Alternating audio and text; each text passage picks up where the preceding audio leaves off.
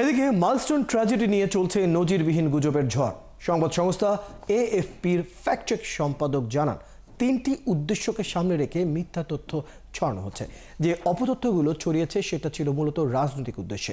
এছাড়া 5টি ভিন্ন প্রক্রিয়ায় ছড়ানো হচ্ছে অপতথ্য, যেখানে সূক্ষ্মভাবে ব্যবহার হচ্ছে কৃত্রিম বুদ্ধিমত্তা। আরও জানাচ্ছেন রাকিব হাসান। মাইলস্টোনের দগ্ধ শিশুদের নিয়ে যখন স্বজনদের আহাজারিতে ভারী হচ্ছে বাতাস, তখন ভার্চুয়াল জগতে ছড়াচ্ছে একের পর এক গুজব।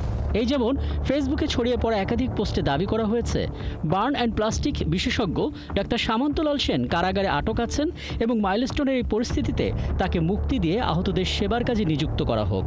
তবে ফ্যাক্ট চেক করে জানা গেল ডাক্তার সামন্তলাল কারাগারে আটক নেই। তার নামে একটি হত্যা মামলা দায়েরের তথ্য পাওয়া গেলেও এখন পর্যন্ত গ্রেফতার করা হয়নি। তিনি স্বেচ্ছায় আত্মগোপনে আছেন। ওদিকে মাইলস্টোনের ঘটনার দিবাগত রাতে ফেসবুকে ভেসে উঠল এক হ্যাকারের ছবি, সাথে একটি স্ট্যাটাস। অ্যানোনিমাস মেইন পেজ নামের একটি স্ক্রিনশট ছড়িয়ে দিয়ে দাবি করা হয় বিমান বিধ্বস্তের ঘটনা নাকি আগেই হ্যাকাররা জানতো। পরে ফ্যাক্ট চেক করে দেখা গেল দাবিটি ভুয়া। মূলত এটি একটি স্ক্যাম পেজ। স্ট্যাটাসের কোথাও বাংলাদেশের নামও নেই। এসবের মাঝে ফেসবুকে এক ব্যক্তির একটি বক্তব্য ভাইরাল, যেখানে তিনি দাবি করেন 2 লিটার পানির বোতলের জন্য নাকি 600 টাকা চাওয়া হচ্ছে। ভিডিওর ক্যাপশনে লেখা 2 লিটার পানি 600 টাকা, এটা শুধুমাত্র বাংলাদেশেই সম্ভব। যথারীতি ফ্যাক্ট চেক করে দেখা গেল দাবিটি মিথ্যা। ভিডিওটি মাস দেড়েক আগের 10 জুনের বাংলাদেশ ও সিঙ্গাপুরের মধ্যকার ফুটবল ম্যাচের দিনের। তবে সব সীমা ছাড়িয়ে গেল যখন দেখা গেল 2023 সালে গাজায় আহত শিশুদের একটি পুরনো ছবিকে মাইলস্টোনের দগ্ধ শিশুদের ছবি বলে চালিয়ে দেওয়া হলো। দেখা গেছে মাইলস্টোন স্কুলে বিমান দুর্ঘটনার পর ফেসবুক সহ প্রায় সব সামাজিক যোগাযোগ মাধ্যমে বিধ্বস্ত যুদ্ধ বিমানের দৃশ্য দাবি করা অন্তত 7টি ভিন্ন ছবি ছড়িয়ে পড়ে, যা সবগুলোই তৈরি হয়েছে কৃত্রিম বুদ্ধিমত্তা ব্যবহার করে।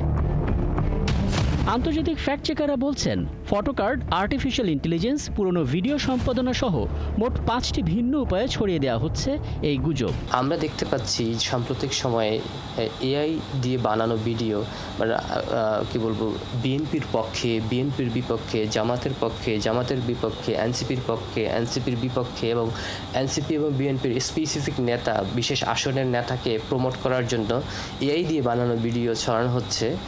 আপনাকে খুব সাদামাটা চোখে দেখলে মনে হবে এটা হয়তো কোনো টেলিভিশনের প্রতিবেদন, কিন্তু যারা এগুলা বিশ্লেষণ করতে জানে বা যারা যাচাই করতে জানে তাদের কাছে এটা ধরা পড়বে। বর্তমানে গুজবের যে চিত্র দেখা যাচ্ছে, ফ্যাক্ট চেকিং প্ল্যাটফর্মগুলো মনে করে জাতীয় নির্বাচনে এটা বড় মাথা ব্যথার কারণ হতে পারে।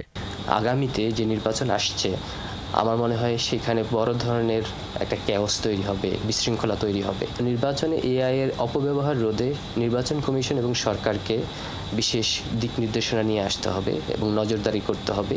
জায়ান্ট সোশ্যাল মিডিয়া যারা রয়েছে তাদের সঙ্গে সরকারের কমিউনিকেশন বাড়াইতে হবে। ভার্চুয়াল জগতের গুজব যে জাতীয় নির্বাচনকে নতুন চ্যালেঞ্জ ছুড়ে দিচ্ছে, এই শঙ্কা এরই মধ্যে জানিয়েছেন খোদ প্রধান নির্বাচন কমিশনারও। এটা একটা মডার্ন একটা যুগে এটা একটা মডার্ন থ্রেট আমি বলবো এটা। রাকিব হাসান, 71, ঢাকা।